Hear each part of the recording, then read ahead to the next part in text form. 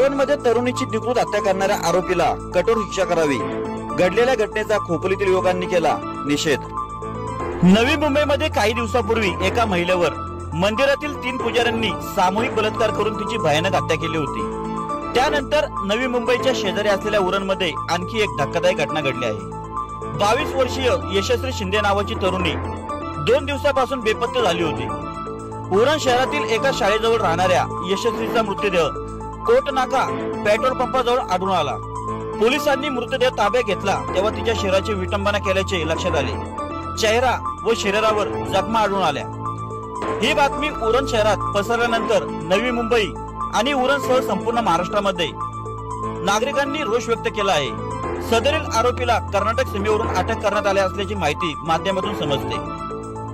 घडलेल्या अत्यंत निंदनीय घटनेबाबत रायगड जिल्ह्यातील खोपोली शहरात सुद्धा युवकांकडून संताप व्यक्त करत खोपोली पोलीस ठाण्यामध्ये निवेदन देण्यात आले असून सदरील घटनेचा निषेध व्यक्त केला आहे। याबाबत खोपोली नगर परिषदेचे माजी नगराध्यक्ष डॉक्टर सुनील पाटील यांच्या नेतृत्वाखाली डॉक्टर सुनील पाटील युवा मंचच्या युवकांनी आज दिनांक 28 जुलै रोजी खोपोली पोलीस ठाण्यात जाऊन निवेदन देत निषेध व्यक्त केला।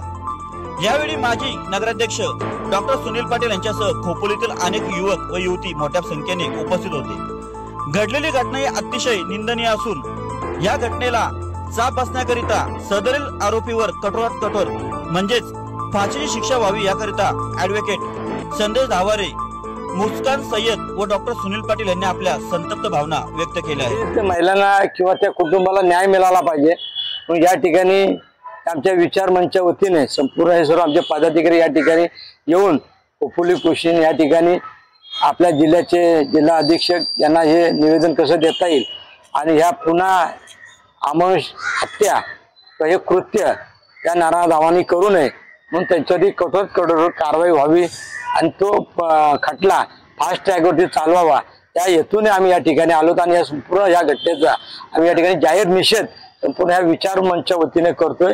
आणि हे माझे पदाधिकारी या ठिकाणी काम करत ॲडव्होकेट संदेश धावारे असतील किंवा आमचे मिस्टर असेल की ही जी पदाधिकारी या ठिकाणी दिसतात त्यांनी खऱ्या अर्थाने हे पाऊल उचललंय आणि ते मनापासून मला देखील अतिशय आनंद वाटला की अशा घटना या घडू नयेत आणि मग याचा जाहीर निषेध झाला पाहिजे। या ठिकाणी मी स्वतः येऊन माझ्या विचार मंचच्या वतीने मी देखील यामध्ये सहभागी झालोय आणि नक्कीच सांगेन जोपर्यंत या पीडितांना न्याय मिळणार नाही तोपर्यंत हे विचार मंच मात्र या ठिकाणी त्यांच्या पाठीशी असेल।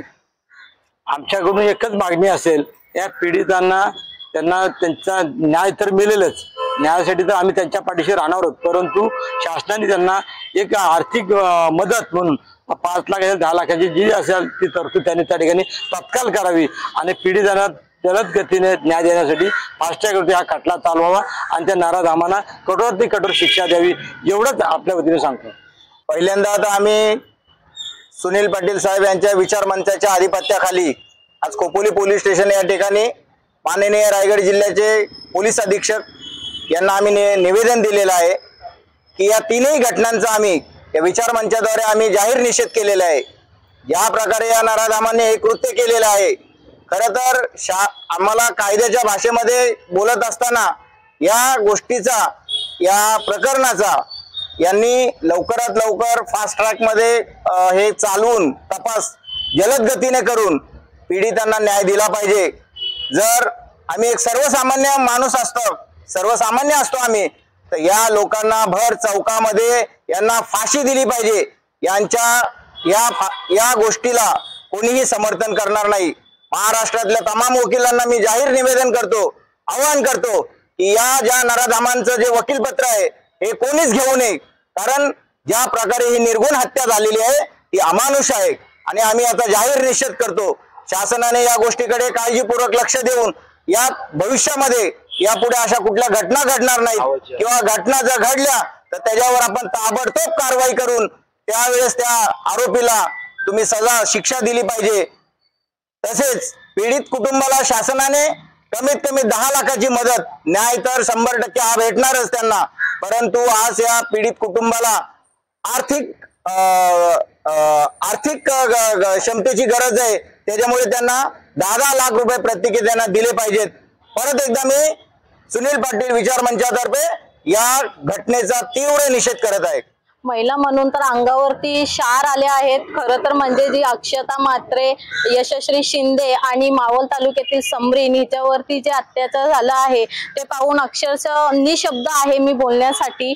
पण नराधमांना एकदम कठोर ते कठोर शिक्षा द्यावी अशी मी प्रशासनाला विनंती करते की पुन्हा समाजात हे घडू नये म्हणून खूपच कठोर अशी शिक्षा द्यावी आणि अशा नराधमांना अंगावर शार येईपर्यंत जे अमानुष कृत्य त्यांनी केलंय त्याच्याबद्दल जी शिक्षा होईल ती लवकरात लवकर फास्ट ट्रॅक वरती हा खटला चालवावा असं प्रशासनाला मी विनंती करते।